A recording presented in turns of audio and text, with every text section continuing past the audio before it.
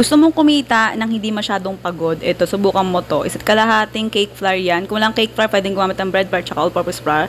Kalahating kutsara ng active dry yeast. 2 kutsara ng asukal. Optional lang yan kung ayaw maglagay ng asukal, pwedeng hindi ka maglagay. Sunod, asin, 1/4 teaspoon lang, pwedeng hindi maglagay niyan. Pagkatapos, ayan, butter. Dairy cream yung ginamit kong brand. Oo, tapos ayan, simutin mo yung, ayan, butter. Sayang oo. Binabayaran mo din yan kahit karampot na yan. Kaya simutin mo. Pero kung ayaw mo simutin, sige, pwede naman. Bala ka sa buhay mo. Oo. Tapos tubig, kailangan maligamgam. Oo, kasi active dry yeast yung ginamit natin. Tapos haluin mo lang siya. Gamit ka ng spatula o kahit kahit sandok pwede, kahit kutsara pwede rin, basta haluin mo. Pagkahalo mo yan, pwede mo na siyang masahin. Oo. Ang pagmasa lang yan, saglit lang. Oo, kahit 1 minuto pwede na. Oo, ganun. Yung listahan ng recipe at saka costing nasa dulo ng video. Nandun yung listahan kung magkano pwede mong kitain sa loob ng 1 buwan, 1 araw, at saka 1 taon. Sa 1 kalahating harina na to, marami ka nang magagawa, maniwala ka, kaya panoorin mo to hanggang dulo. Oo, dahil nandun nga yung listahan ng recipe at saka costing. Yun dun yung hinahanap mo. Pwedeng i-forward kung tinatamad kang panoorin ng buo. Oo, ganun. Pwede mo rin siyang masahin hanggang 5 minuto kung gusto mo lang naman. Pero ako kasi gusto ko 1 minuto lang para tapos agad. Kasi kailangan mo pa yung ipahinga o i-rest sa loob ng 20 minutes. Pwede rin 1 oras kung gusto mo. Oo. Basta sinasabi ko lang din. Pero ako, pinahinga ko lang to, pinaalsa ko lang to sa loob ng 20 minutes. Oo. Tapos bago ko pinahinga, ayan, tinakpan ko muna siya ng plastic. Yung plastic gloves ginamit ko. Tapos tinakpan ko pa siya ng pinggan para siguradong kulob na kulob. Tapos nilagay ko siya sa oven para siguradong wala talagang nakapasok na hangin. Ayan. Pagkalipas ng 20 minutes, ayan, maalsa na siya. Pero kung papaalsay mo siya ng 1 oras, mas maalsa pa yan. Oo, mas aalsa pa. Pero kung nagmamadali ka, 20 minutes carry na. Pagkatapos niyan, ayan, magbudbud ka ng harina, konti lang, para maiwasan lang dumikit sa kami mo tsaka sa kneading board yung dough. Ayan, tapos, ayan, ilagay mo na yung dough sa kneading board na may harina. Simutin mo yung natira sa lalagyan kasi sayang yan. Oo. Pag niluto mo yan, aalsa rin yan. Kaya, sama mo lahat. Ang pagmasa niya, mga 1 minute lang. Pagkatapos mo masahin, hatiin mo na siya. Ito, sa akin, hinati ko siya ng 128 pieces. Oo, pero binilog ko muna siya para mas medyo pantay. Tingin ko lang naman. Pero pwede mo tong timbangin. Basta hatiin mo sa 128 pieces para marami kang magawa. Oo, sakto na yung laki no, kasi mini lang naman yung gagawin natin. Sa paghati niyan, pwede mong gayahin yung paraan ng paghati ko. Pwede rin naman gawin mo kung anong gusto mo. Oo, buhay mo naman yan. Oo. Pag ikaw ang gumawa, ikaw ang masusunod. Hindi mo kailangan sundin yung ginagawa ko. Pero yung recipe, pwede mo rin naman sundin, pwede rin hindi. Pero pag may nag-iba sa lasa at texture, huwag mo ko sisihin kasi nga, 'di ba, sinunod mo yung gusto mo. Ganun yun. Oo, ganun talaga. Yan, bilisan natin yung video para di ka na mainip. Pagkatapos hatiin, ayan, takpan mo ng tela. Ipahinga mo ng 10 minutes to 20 minutes. Oo, depende sa gusto mo.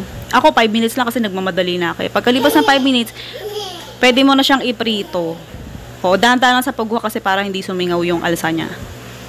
Pagka pinirito mo yan, siguraduhin mo na lutuin mo siya sa mahinang apoy lang. Tapos, iprito mo siya ng mga hanggang mag-golden brown. Light golden brown pwede na. Luto na yan kasi maliliit lang naman to. Aalsa pa yan, o medyo lalaki pa yan kasi nga. Tinapay, oo. Tsaka may pangpaalsa, kaya aalsa talaga. Oo, medyo dodoble yung laki niya. Tapos, kapag hinalo mo yan, unti-unti lang, wag mo masyadong sagarin, wag ka masyadong manggigil sa paghalo. Tsaka kailangan bilang ka mga 10 seconds bago mo haluin para hindi ma-deform masyado. Yung shape niyan, hindi naman issue yan, kahit anong shape pwede naman. Kaya hindi ko na yung binilog-bilog. Pero kung gusto mo pahirapan sarili mo, sige, bilugin mo. Oo, masyadong consuming sa oras kung bibilugin mo yan kasi maliliit Oo, 'di ba? 128 pieces bibilugin mo, 'di ba? Hindi naman masyadong pansin yun. Basta yung lasa, approve at masarap. Okay na yun. Ayan, kapag nag-light golden brown na, pwede mo siya hanguin. Ayan. Kapag hinango mo yan, siguraduhin mo na pagpapatungan mo merong tissue para ma-absorb yung mantika. Pero kung walang pambiling tissue, huwag ka na maglagay ng tissue sa patungan kasi di naman kailangan yun. Kaartehan lang yan, Pero, kasi kahit naman maglagay ka ng tissue sa patungan, may mantika pa rin naman yan dahil nga dun mo nga niluto sa mantika, 'di ba? Ayan. Tapos gamit ka ng container, maglagay ka ng 25 pieces na mini bicho. 25 pieces lang ha, kada isang set 25 pieces. Pagkalagay mo na, ilagay mo na lahat ng 25 pieces sa isang container, pwede ka na maglagay ng kalahating kutsara ng icing o powdered sugar. Pagkatapos, kalahating kutsara naman ng milk powder. Kahit anong brand pwede. O basta gatas. O. Tapos ayan, takpan mo na. Pagkatakip mo, alugin mo lang. Kung sa tingin mo na absorb na lahat ng mini bicho yung icing at saka yung icing sugar at saka yung milk powder. Ayan, open mo na tapos tanggalin mo na, ilipat mo na sa isang lalagyan. Yan. Pagkalipat mo sa isang lalagyan yan, yung first batch, ulitin mo lang ulit. 25 pieces kada isang batch. Tapos kalahating kutsara ng milk powder, tsaka kalahating kutsara ng icing sugar. O, kasi yun yung pinakasaktong, dami nung, basta yun yung coating. Oo, yun yung pinakasakto. Hindi siya sobrang tamis, hindi rin sobrang tabang. Sakto lang.